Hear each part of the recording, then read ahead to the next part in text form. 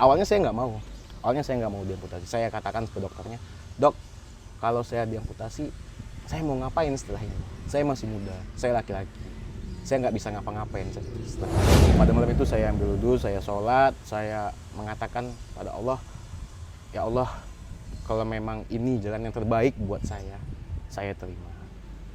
Dan saya yakin, di balik cobaan yang telah Engkau berikan ya, pasti ada hikmahnya.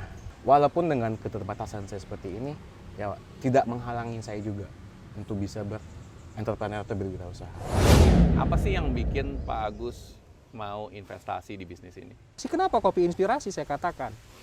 Dia katakan bahwa kami ini satu tangan, kami ini satu kaki. Bahkan ada teman-teman yang tidak bisa melihat. Tapi kami ingin setara. Jam 9 malam saya tanya lagi, arti setara menurut kalian seperti apa? Setara itu adalah kita bisa dapat kesempatan yang sama, kesempatan untuk lebih baik, dan punya cita-cita seperti saya. Dan menurut saya itulah yang memanggil, bukan saya sebagai pemilik uang yang banyak untuk menjadi investor, tapi yang dipanggil saya adalah hati saya yang dipanggil. Kenapa? Karena kawan-kawan ini kawan-kawan disabilitas, tetapi semangatnya tidak ada perbedaan. Semangatnya ingin menjadi wirausaha melalui Kitorato.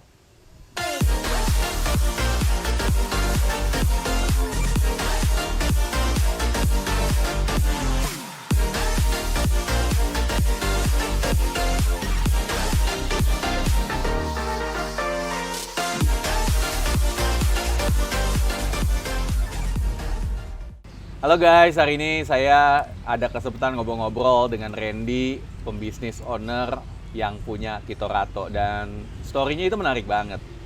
Dan hari ini kenapa saya ngajak? Karena buat saya Randy adalah salah satu orang yang sangat menginspirasi saya. Nah, tapi sebelum ini kita kenalan dulu. Halo Bro Randy.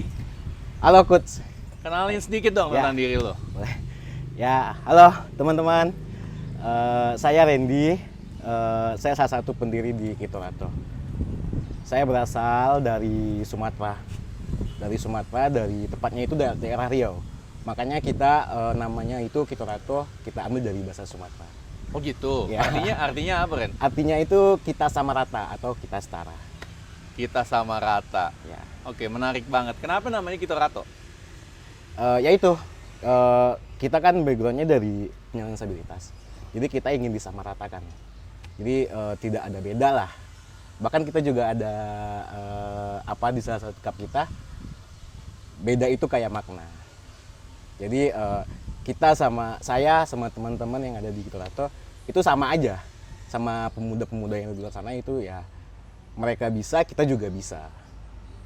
Dan ya kita tidak ada perbedaan sih sebenarnya, Coach. Nah, kalau cerita tentang background lu dulu, itu gimana sih lu jadi aslinya di Riau, tapi gimana masa kecil lu dan gimana caranya bisa lu sampai ke Jakarta? Saya asli Riau, tapi saya darahnya darah Padang, Coach. Darah Minang. Darah Minang. Jadi orang tua saya itu asli Minang, tinggalnya di Riau, di daerah Duri. Saya kecil, dari umur 5 tahun ibu saya meninggal. Jadi ayah saya 2 tahun setelah itu menikah lagi. Tapi saya lebih memilih tinggal sama kakek dan nenek saya. Saya tinggal sama kakek dan nenek sampai dari SD, SMP, dan SMA. Dan setelah SMA, saya nggak melanjuti kuliah. Saya inginnya itu kalau saya mau kuliah, saya pakai biaya saya sendiri. Jadi saya nggak membebankan kakek saya lagi gitu. Dan setahun 2 tahun tamat SMA, 2 tahun kalau nggak salah, saya tamat SMA. Saya mencari pekerjaan nih. Awalnya saya mencari pekerjaan, inginnya setelah saya dapat pekerjaan, saya ingin mengumpulin modal supaya bisa berwirausaha. Nah, jadi saya mencari pekerjaan, dan akhirnya di suatu hari, karena memang belum ada pekerjaan, saya bekerjanya di salah satu pencucian mobil di daerah rumah saya ya, setim mobil. Itu saya menyucinya pada hari itu sangat ya over lah mobilnya. Nyuci mobil? Nyuci mobilnya over. Tahun berapa tuh? Tahun 2015. Umur berapa lu? Umur 20 tahun. 20 tahun. Oke, oke, oke, oke. Jadi saya nyuci mobil dan namanya kita nyuci mobil itu baju semuanya basah lah, di badan basah. Jadi saya dan pada saat itu harinya hari Minggu. Besoknya itu ada interview kerja di perusahaan. Setelah saya melamar di perusahaan ya, masukin lamaran pekerjaan di perusahaan, hari Seninnya itu saya ada interview. Dan saat itu di hari Minggu itu saya nyuci mobil, basah semua ini badan. Ada teman yang dia itu mau pindah rumah, jadi pindah kos-kosan. Karena saya ngelihat dia membawa barang, saya ingin membantu mengantarkan barangnya ke kosan dia yang baru. Setelah nyampe di kosan dia yang baru, dia beres-beres, kita beres-beres, saya naik ke lantai 3. Di lantai 3 itu seperti rooftop gitu, jadi ada tempat istirahatnya. Saya naik ke atas, niatnya mau istirahat, dan saya maju ke depan ngelihat situasi ke bawah.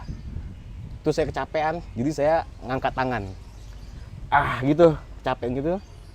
Ternyata kabel memang dekat sih di sana.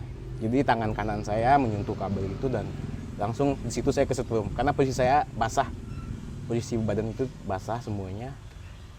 Langsung saya kesetrum dan kesetrum. Dan alhamdulillahnya saya masih sadar sampai dibawa ke rumah sakit pun saya masih sadar. Dokternya bilang kalau misalkan saya pingsan atau tertidur nggak sadar lagi, bisa jadi saraf di badan saya ini udah nggak berfungsi. Alhamdulillahnya masih sadar. Dan 10 hari saya dirawat di rumah sakit. Akhirnya dokter mengatakan kalau tangan saya ini sudah nggak bisa. Memang sudah harusnya diamputasi. Dan kalau nggak diamputasi, ya resikonya akan gede gitu. Akan nanti menyerang ke bagian tubuh saya yang lain dan itu menyebabkan berbahaya lah, fatal lah. Begitu coach. Umur 20 itu tahun. umur 20 tahun. Dan setelah awalnya saya nggak mau diamputasi. Saya katakan ke dokternya, dok, kalau saya diamputasi, saya mau ngapain setelah ini? Saya masih muda, saya laki-laki, saya nggak bisa ngapa-ngapain setelah ini. Cuman alhamdulillah saya punya keluarga yang support saya, dan lingkungan saya juga support saya. Ya akhirnya saya punya pokoknya saya punya kekuatan supaya memang jalan saya ini harus diamputasi. Memang tangan saya pun sudah nggak berfungsi lagi. Itu sudah gosong, sudah jari-jarinya udah mengecil, sudah nggak bisa digerakin lagi. Akhirnya saya memutuskan diamputasi. Setelah diamputasi, 3 bulan diamputasi, saya memang down, memang frustasi, memang saya mikir kenapa saya gitu. Saya berpikir dunia ini sangat kejam gitu. Tapi saya ambil wudhu. Pada malam itu saya ambil wudhu, saya sholat, saya mengatakan pada Allah, ya Allah, kalau memang ini jalan yang terbaik buat saya terima. Dan saya yakin di balik cobaan yang telah Engkau berikan, ya pasti ada hikmahnya, pasti akan jadi baik lagi ke sayanya dibanding saya yang sebelumnya. Saya terima semua ini. Saya mengatakan seperti itu kepada diri saya dan akhirnya saya merenung. Dan setelah saya sedih-sedih, nggak mungkin dong saya berlarut-larut dalam kesedihan. Sampai kapan saya seperti ini? Akhirnya saya mengatakan pada diri saya ingin bangkit, tapi saya tidak mau ada di kota saya yang sebelumnya itu, di kota saya itu. Saya ingin mencoba keluar entah kemana, apapun itu pekerjaan saya berikutnya. Ya udah, ini memang tugas saya sebagai laki-laki. Dan akhirnya ada jalan. Alhamdulillahnya ada jalan dari dinas sosialnya yang di daerah saya itu mengajak saya untuk mau nggak kamu ngikuti pelatihan di sebuah balai Kementerian Sosial yang ada di Bogor. Di situ saya tidak pikir panjang, saya langsung mengatakan, oh iya saya mau.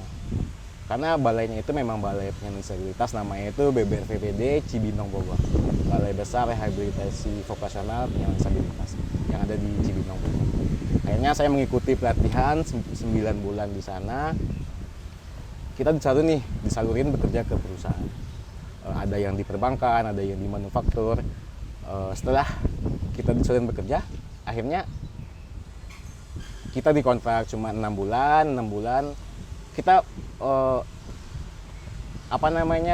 kita lebih memilih, oh mungkin ini dunia pekerjaan ini memang bukan dunia kita. Lu kontak orang tua, kakek nenek nggak saat itu?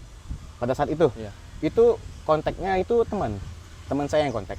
Jadi saya udah di rumah sakit, teman yang kontak, teman datang langsung ke rumah ngasih kabar kalau saya lagi di rumah sakit. Itu nenek kakek memang luar biasa sih, saya lihat sedih, bahkan beliau merasa terpukul. Saya cucunya laki-laki pertamanya, ya harapan mereka mungkin besar ya ke saya ya. Di situ saya lihat memang beliau sangat terpukul, dan saya juga ngerasa jatuh lagi, down lagi pada saat itu. Apa yang mereka bilang saat itu? Yang pasti mereka support saya, yang sabar. Kata mereka bilang gini, yang sabar. Ini semua cobaan ini pasti ada jalannya, pasti ada hikmahnya, hikmah yang terbaik buat kamu. Dan di situ beliau mensupport kalaupun tangan saya memang diharuskan diamputasi, nggak apa-apa, nanti kita cari jalan keluarnya. Kan tangan-tangan palsu kan masih banyak yang ada di sana, tetap kita coba. Dan tapi tetap mereka mereka nggak pernah ngerasa penyesalan, kok bisa kamu gini, enggak. Tetap mereka seperti itu. Nah, lu sendiri pas baru sadar di rumah sakit, apa yang lu rasakan?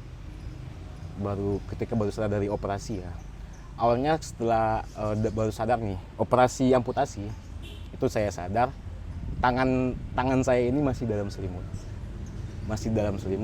Itu gue sadar, wah ini tangan udah diamputasi. Itu gue nggak berani ngelihatnya, nggak berani buka tangan, gue biasa diam aja. Setelah dimasukin ke kamar paginya bangun tidur, saya beranikan diri buat ngelihat tangan. Saya buka selimut, ya di situ rasanya dunia rasa mau runtuh. Waduh, itu sangat luar biasa. Itu rasanya saya terpukul, sangat jelas terpukul, karena saya mikirnya gue tuh masih muda loh, masih banyak perjalanan yang akan gue tempuh, yang akan gue jalani. Dan gue sebagai laki-laki ya, gue harus nantinya bakal ngidupin, nafkahin istri, anak. Gue harus punya semangat yang lebih lah harusnya. Tapi setelah gue amputasi, ya itu, alhamdulillah jalannya ada. Percaya sama Allah, kalau kita punya Allah, kita percaya sama Allah, Allah akan berikan jalan terbaik buat kita. Lu doa nggak sih saat itu? Doa. Saya berdoa. Doa saya waktu itu, ya Allah, kalau memang ini jalannya saya, ini sudah takdir hidup saya terima. Saya tahu cobaan ini pasti akan bisa saya jalani. Pasti akan bisa. Toh masih banyak juga yang celakanya itu lebih parah dari saya, dan mereka juga bisa. Saya percaya sama Allah, Allah pasti memberikan terbaik buat saya. Dan kalaupun memang ini hidup yang harus saya jalani, permudahkan ya Allah. Saya katakan seperti itu. Sempet marah nggak sih sama Allah? Marahnya bukan marah sih, gimana ya, waktu awal-awal diamputasi saya mengatakan ya itu, kejam, dunia ini sangat kejam, kenapa harus saya gitu. Yang dulunya saya bisa beraktivitas pakai apa aja, menggunakan 2 tangan, nah setelah diambil salah satu bagian tubuh saya, itu saya merasa kenapa saya. Titik baliknya Randy bisa terima itu apa? Ya, saya mikirnya gini, kalau saya terus-terusan seperti ini, seperti sebelumnya, ini tidak akan menjadi perkembangan buat diri saya. Jadi saya mikir, saya laki-laki, saya harus ada tanggung jawab ke depannya. Saya harus bangkit, harus berdiri lagi, harus melihat ke depan lagi, dan pasti banyak cara yang akan saya jalani. Dan Itu 3 bulan setelah diamputasi baru bisa terima. 3 bulan, betul 3 bulan setelah diamputasi. Dan itu tidak mudah awalnya.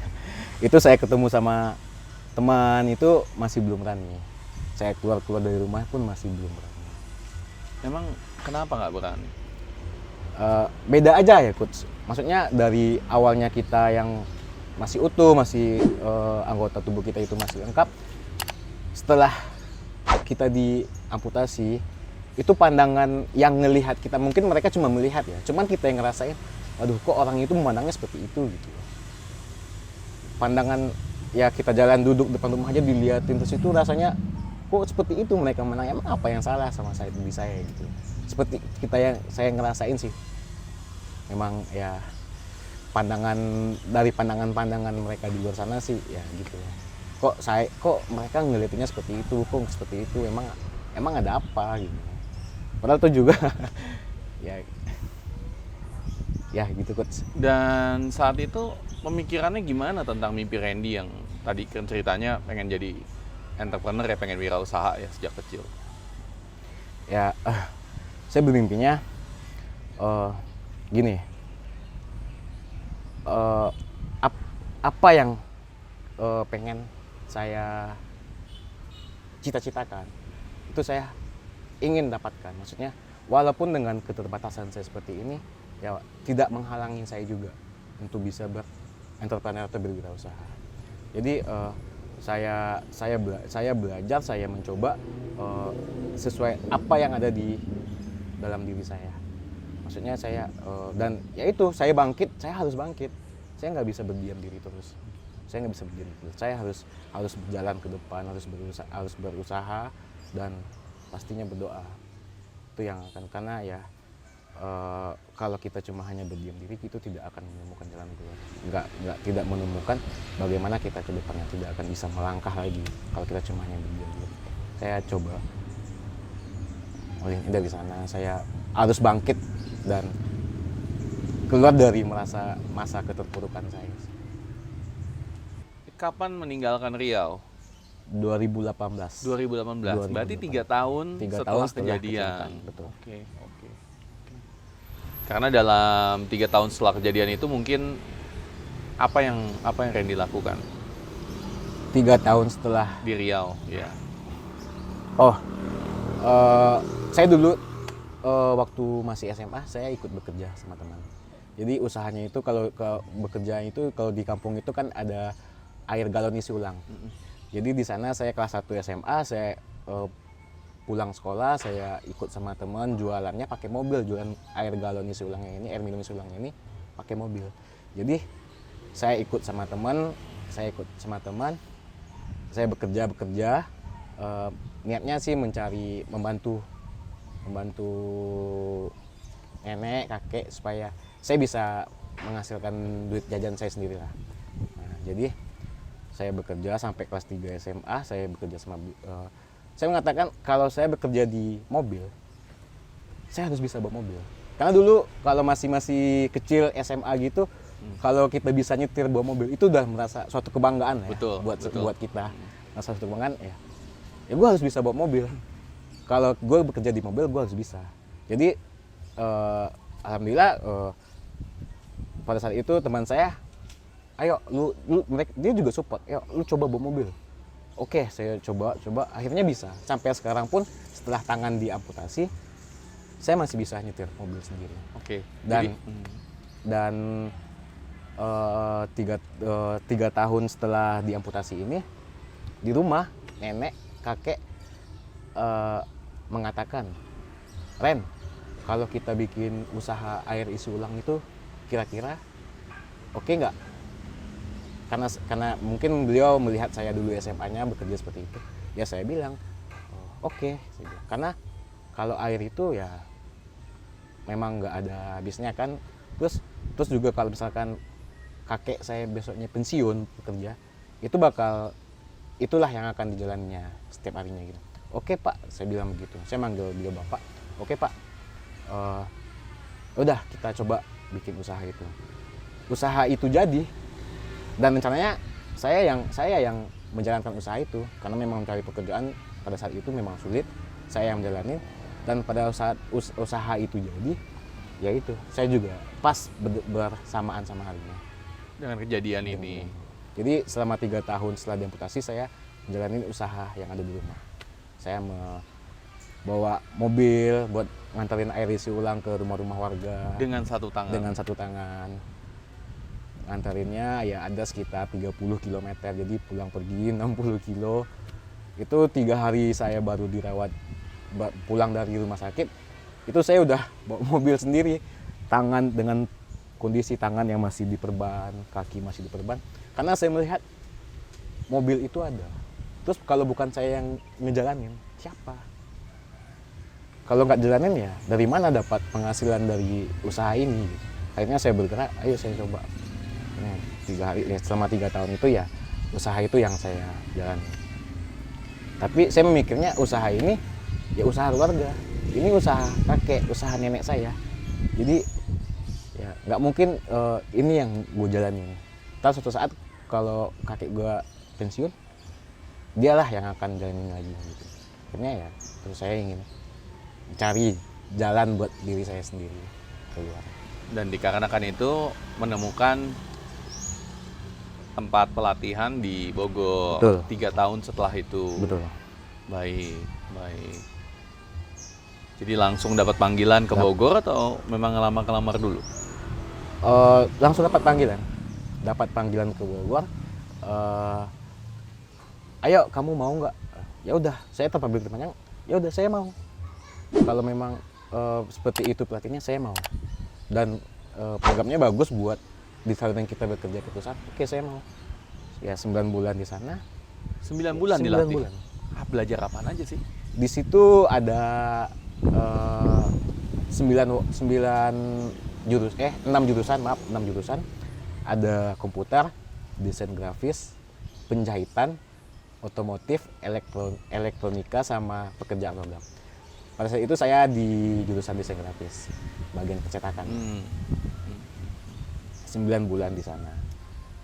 Disitulah saya juga kenal sama mentor Jadi saya. ada mentor entrepreneurship juga di Betul. sana. Dan kemudian gimana bisa dapat ide untuk ngebangun bisnis Kitorato?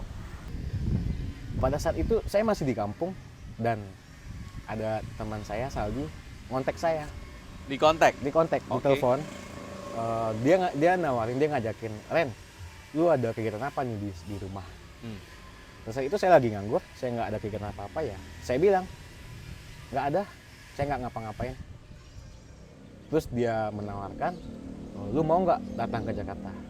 Kita punya bisnis, punya usaha dengan konsepnya itu menarik.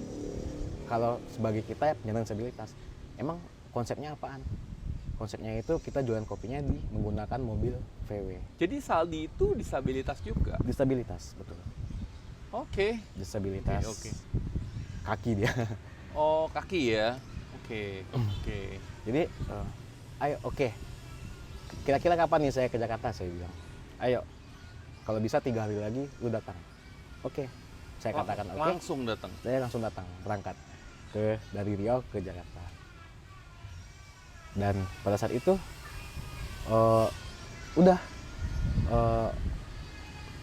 saya datang 2 hari, kita ngobrol-ngobrol dulu. Mau bikin produknya seperti apa? Pada saat itu produknya masih 2 hari masih belum tahu produknya seperti apa? masih taunya cuma kopi. Cuman kopi itu ternyata banyak kan, metodenya, caranya itu ternyata banyak. Kita masih belum tahu. Lu nekat juga ya, belum tahu buat kopi seperti apa, berani berangkat ke Jakarta. Ya seperti itu. Nekat, ibaratnya modal action dulu aja. Modal action. Jadi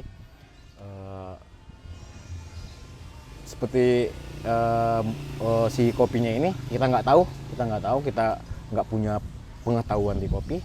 Akhirnya kita di 2 hari itu ayo kita coba bikin kopi. Lu nggak pernah tahu bikin kopi? Awalnya saya nggak tahu. Oke. Padahal kopinya enak banget loh. Terus gimana? Lanjut. Awalnya saya nggak tahu.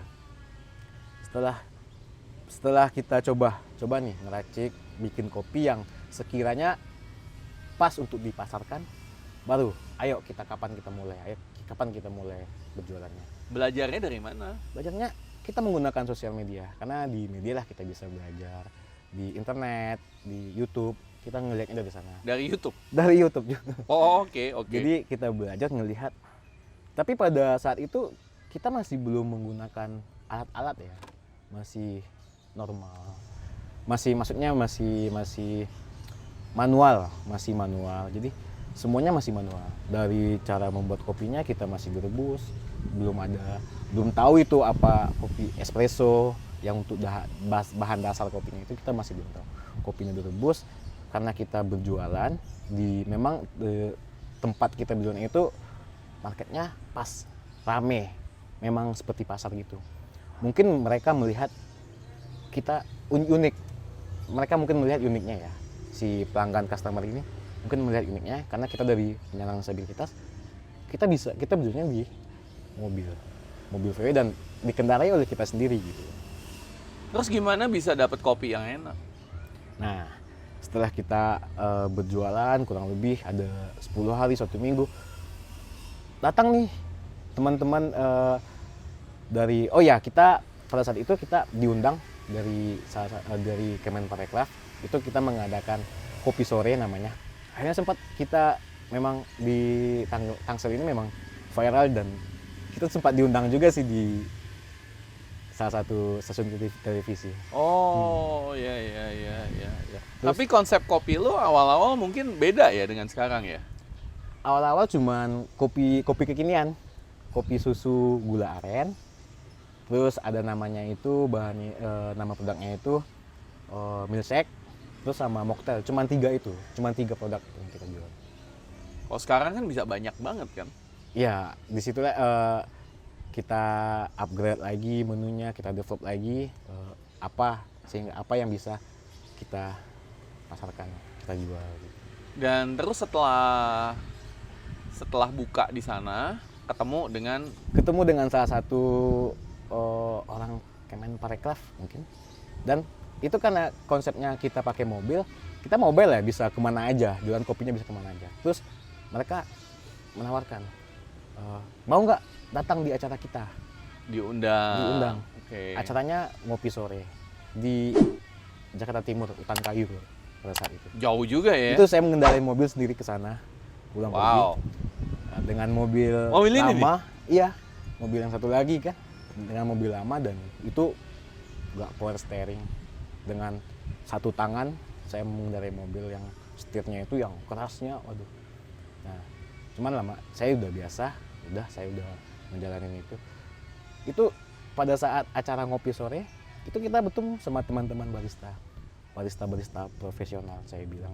Karena sudah diundang Kemenparekraf, otomatis baristanya barista hebat. Dan alhamdulillah mereka senang dengan kita. Alhamdulillah mereka orang baik, kita ketemu orang-orang baik seperti itu. Dan sampai sekarang dia siap menyediakan waktunya kalau kita lagi ada acara belajar kopi, bikin kopi, dan acara lain, maksudnya belajar yang lainnya, mereka siap mengajarkan. Jadi pengajar di tempat kita sekarang. Wow. Tadi ngomong dengan mobil yang lama, sekarang udah ada berapa mobil sih?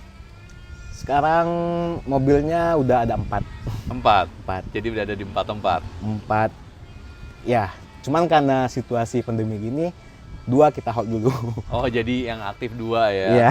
Yang satu di sini, yang satu lagi di mana kalau pengen nyobain kopi Kitorato? Ya, kedai inspirasi satunya itu ada di Granada Square, BSD. Di BSD, Tangerang Selatan. Dan di sini kedai inspirasi 2-nya ada di Ciater Tengah, Jalan Masjid. Oke.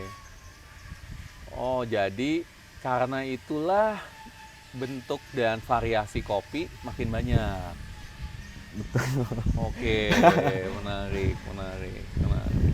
Ya, niatnya visi saya sama teman-teman,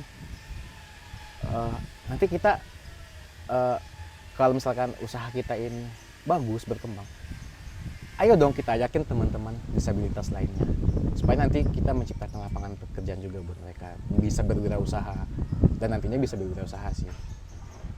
Kita inginnya seperti itu, Coach. Mimpi kita ke depannya seperti itu. Dan mudah-mudahan harapan kita sih bisa terwujudkan. Ini di sini ditulis cita-cita kami juga setinggi Anda. Maksudnya apa nih? Ya. Jadi cita-cita kami, jadi si customer datang minum kopi dengan melihat, wah, ya cita-cita saya sama seperti dia yang datang gitu. Saya juga punya cita-cita, cita saya juga setinggi dia gitu. Jadi apa ya, dengan saya di keadaan seperti ini ya, saya punya harapan yang tinggi juga, cita-cita yang sama seperti orang yang ada di luar sana. Mas Randy, kalau buat pembisnis di luar sana yang sekarang lagi bingung nih atau takut mau bikin bisnis, kira-kira pesan lu apa sih?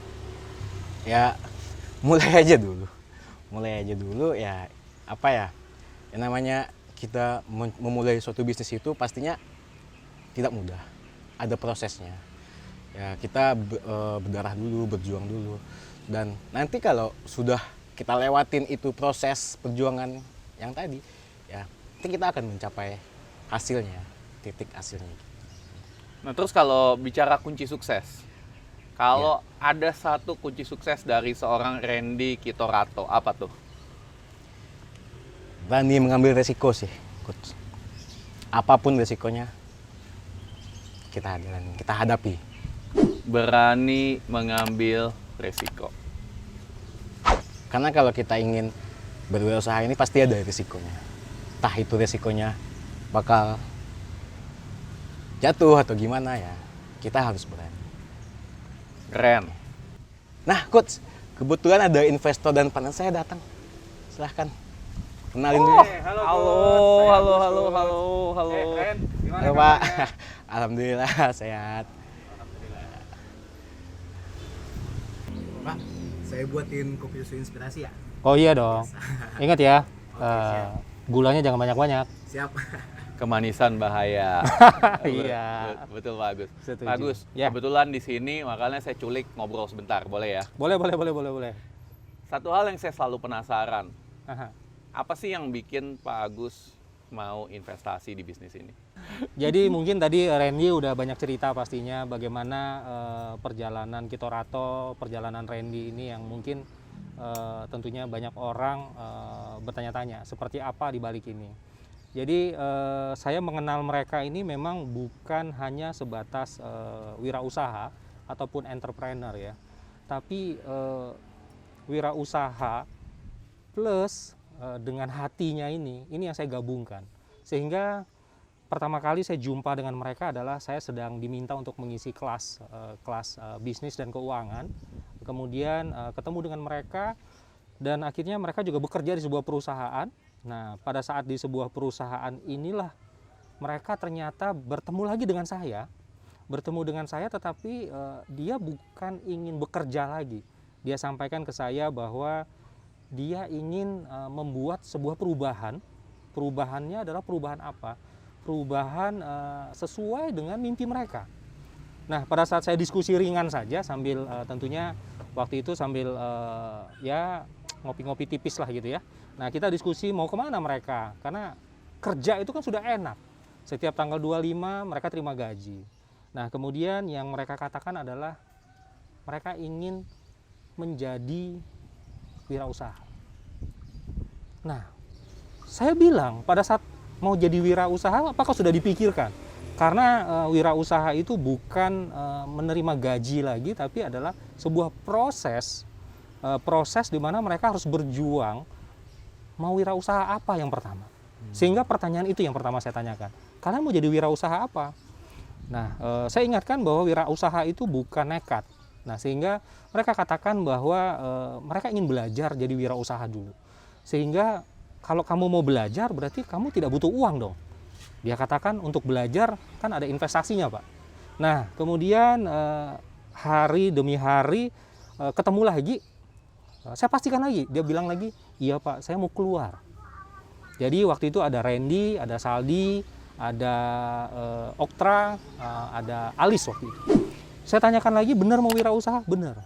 Nah, saya kasih kertas 1 lembar saja, coba kalian gambarkan di kertas ini kalian mau jadi apa wirausahanya. Nah, pada saat itulah mereka akhirnya berdiskusi bahwa beberapa produk yang mereka mau lakukan. Yang pertama adalah simple katanya, pengen jualan jus. Saya katakan jualan jus itu bukan simple loh. Mereka itu duduk di sana jualan, prosesnya berjalan terus, coach. Nah, berjalan dalam arti apa? Bagaimana dia mendapatkan buah dan lain-lain itu sebuah proses. Sehingga saya katakan tidak boleh hanya menggambar saja di atas kertas. Tapi challenge kedua adalah kamu harus turun ke lapangan. Jadi saya bilang, mau nggak?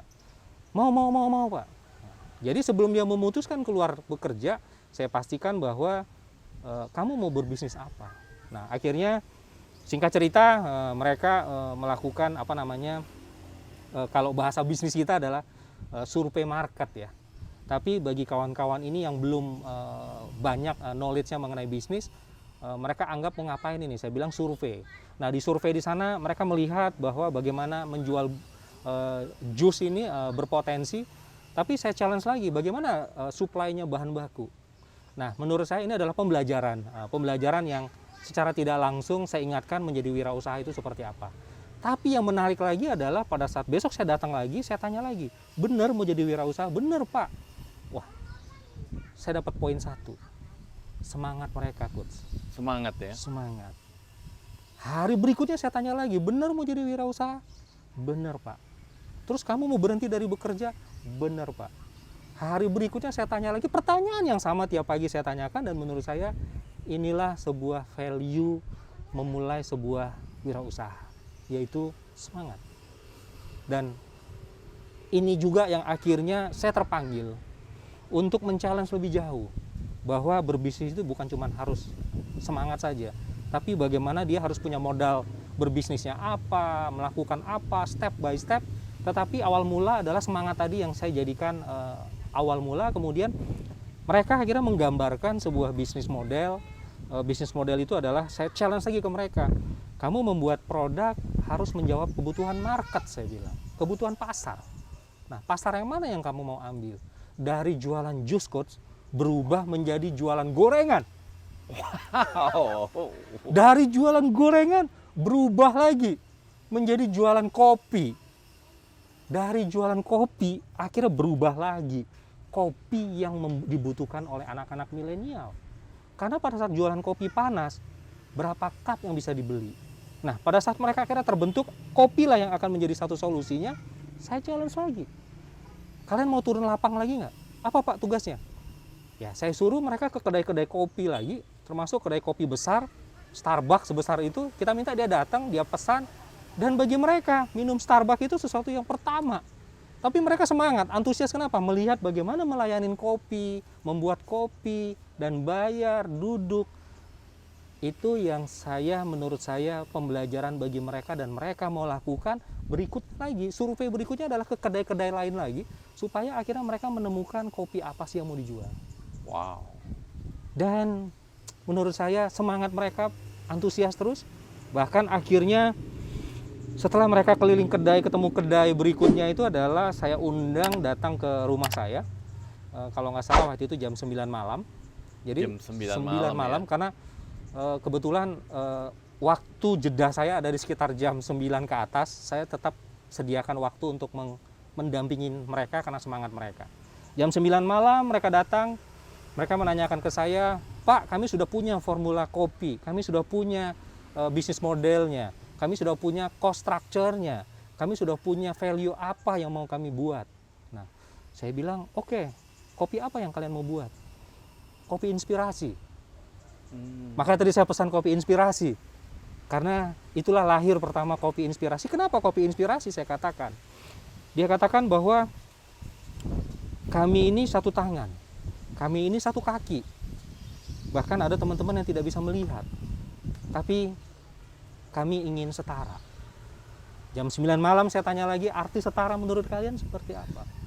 Setara itu adalah kita bisa dapat kesempatan yang sama, kesempatan untuk lebih baik, dan punya cita-cita seperti saya.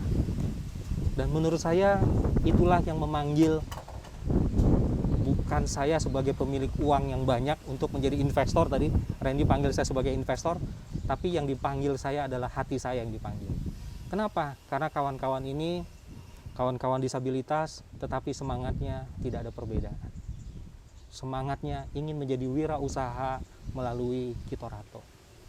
Keren banget. Dan saya rasa inilah akhirnya kita mulai bukan hanya investasi dalam bentuk uang, tetapi investasi untuk melatih mereka, mempersiapkan kawan-kawan disabilitas ini untuk mencapai mimpi mereka, yaitu kita setara. Artinya hari ini ada satu orang, ini business owner sekarang, Randy ini. Artinya business owner di Kitorato Inspirasi 1. Dan saya yakin dia pun sudah merekrut orang lain yang disabilitas untuk didampingi oleh Randy supaya menjadi wirausaha lagi. Dan saya rasa satu persatu dan satu orang ditambah 0 belakang, 10, 100, 1000. Dan tentunya saya tidak bisa sendiri. Randy juga tidak bisa sendiri. Kita berharap mereka-mereka di luar sana yang ingin memberikan investasi kepada kawan-kawan ini, bukan hanya profit yang kita akan cari, tapi bagaimana memberi kesempatan. Dan menurut saya inilah bisnis model yang mereka berikan ke saya, yaitu kalau sekarang orang bilang adalah sociopreneur. Saya tidak tahu kapan kita bisa untungnya, tapi saya bisa membantu mereka untuk bisa mandiri. Dan disitulah saya mengajak para investor lain barangkali, 25 juta kawan-kawan disabilitas ini, yuk kita bantu, beri kesempatan mereka, dan salah satunya melalui wirausaha, Coach. Begitu, Coach. Panjang ceritanya ya, Coach ya. Amin, amin. Sangat inspiring, sangat inspiring. Dan sebetulnya banyak banget yang saya pengen ngobrolin, banyak banget yang saya pengen tahu. Ini ceritanya seru banget, kelihatannya dari awal, dari konsep di idea sampai jadi itu juga membutuhkan waktu ya. Dan untuk kawan-kawan disabilitas bisa mendapatkan kepercayaan dari seorang investor dan juga partner serta mentor yang baik, itu tentunya butuh perjuangan. Ya. Tentunya butuh perjuangan dan dengan semangat hati, dan juga saya yakin ada panggilan dari yang di atas mungkin ya Pak ya. Banget. Karena kita mungkin semua punya agama, tapi ada yang perlu kita ingat. Ada satu yang selalu saya ingat, bahwa di luar sana bekerja itu punya gaji. Semua orang tidak punya gaji, tapi yakinlah semua orang punya rezeki. Dan rezeki itu diatur oleh Yang Maha Kuasa. Semangat mereka itulah yang menginspiring, dan rezeki itu turun melalui tangan-tangan mereka. Seperti itu. Jadi kalau buat para pembisnis di luar sana atau orang-orang yang lagi nyari investasi atau pengen bisnis, modal utamanya apa sih Pak? Ya, modal utama yang pertama adalah menurut saya semangat tadi. Karena orang mau memulai usaha, semangatnya tidak ada aja udah, menurut saya itu bahaya. Tapi semangat juga bukan hanya modal semangat saja, Coach. Menurut saya adalah butuh pengetahuan. Makanya knowledge, pembelajaran dari coach ini penting bagi kawan-kawan berbisnis. Kemudian yang ketiga adalah daya juang. Randy ini adalah daya juangnya sangat tinggi, tadi ceritanya mungkin sudah banyak. Proses demi proses dia lalui, dan akhirnya dia bisa menjadi seorang pengusaha. Yang ketiga adalah kalau sudah berjuang, tidak lupa kita bersyukur. Bersyukur, kenapa? Di luar sana banyak orang-orang yang belum punya kesempatan menjadi wirausaha atau hidupnya terancam mungkin ekonominya. Tetapi dengan bisnis model yang seperti ini, maka akan terbantu. Dan terakhir setelah syukur adalah balik lagi ke Formula 1. Terus berjuang supaya rasa syukur tadi mengatakan bahwa sampai dengan titik bahwa yes, saya menjadi pengusaha. Rasa syukur yang paling tinggi adalah dia mencapai titik itu dan dia mengingat proses perjalanannya. Itu, Coach. Jadi buat Anda yang merasa dalam kesulitan, dalam tantangan, apapun itu pengen bikin bisnis, kita udah dapatnya rahasianya dari investornya Kitorato. Tinggal diikutin aja. Pak Agus, salah satu pertanyaan yang selalu menggelitik di benak saya dari tadi. Ya. Di dalam kondisi pandemik ini, baik bagi kita pengusaha yang normal pun sangat menantang. Ya. Apa kira-kira strategi dari Bapak dan Kitorato untuk bisa lolos dari pandemi ini? Ya, tadi yang pertama daya juang ya. Daya juang itu tidak boleh henti, terus lakukan. Dan sebenarnya ada satu kunci lagi adalah improvement. Improvement. Pada saat pandemi ini datang, Coach, ini kawan-kawan Kitorato cukup juga challenging. Sempat ada 3 mobil parkir cantik, tidak bisa kemana-mana. Tetapi yang terjadi adalah pada saat terhenti di sana, pandemik datang ini menjadi challenging. Challengingnya apa? Bagaimana menjual, menawarkan produk ini tidak harus bertemu langsung.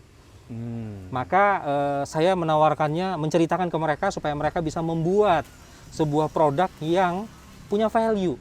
Nah, ini kalau saya boleh jelaskan, Coach, ini kopi susu inspirasi. Ini adalah seliter kesetaraan dan mereka bisa menjualnya melalui online.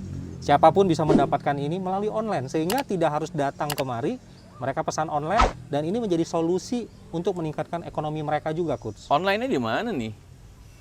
Ini bisa didapatkan di semua aplikasi online, baik itu di GoFood, ataupun Tokopedia, ataupun di Shopee. Jadi aplikasi sosial online semua ada.